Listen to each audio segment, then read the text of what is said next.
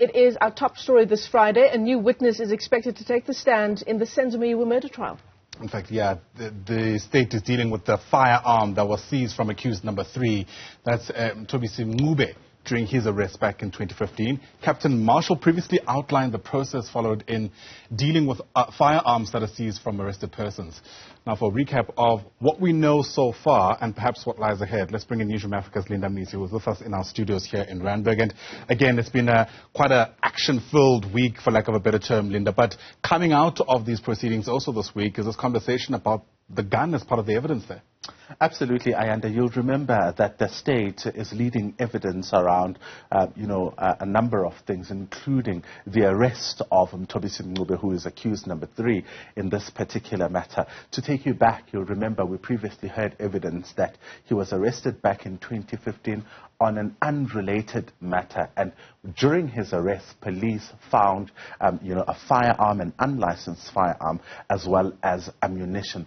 Those were recovered during his arrest. Now, yesterday we heard the state still pursuing the same evidence around the firearm and what exactly was done to it and the processes that were followed. And what came out of that particular evidence is that it, in fact, should have been destroyed in 2015, but there were several delays, including paperwork, that caused the entire delay until it was taken in for ballistics in 2020. Now it was taken for ballistics in the Senzo Meyiwa murder trial. So the ballistics, report is yet to be tabled before court.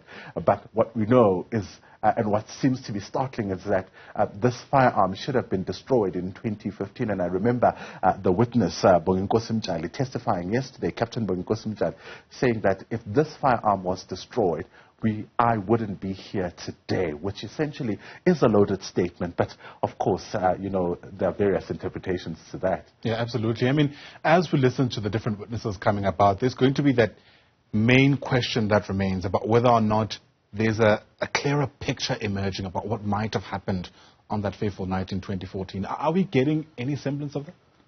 We are indeed getting a semblance of what really happened on the day that Senzo Meyiwa was killed, particularly when you look at the expert evidence that has been presented. But it's quite shocking also the manner in which the scene was handled, looking at, of course, the evidence that has been provided by the police officers who have testified. I mean, if you look at the evidence of Sergeant Thabo Musia, who was the first forensic expert to get to the scene, there are a number of discrepancies that have been picked up from the pocketbook or the pocketbook evidence that has been presented to court, and we're likely to see him come back because the times don't match. When you look at the time that he said he got to the scene and the times that are recorded on the pocketbooks, they seem to be contradicting each other, which really means that, for the defense in particular, they might just have to call him back to, deal with the discrepancies of which appear in that particular pocketbook. All right, Linda Mnisi, watching that all-important story for us in the High Court in Pretoria. For now, Linda, thanks very much indeed.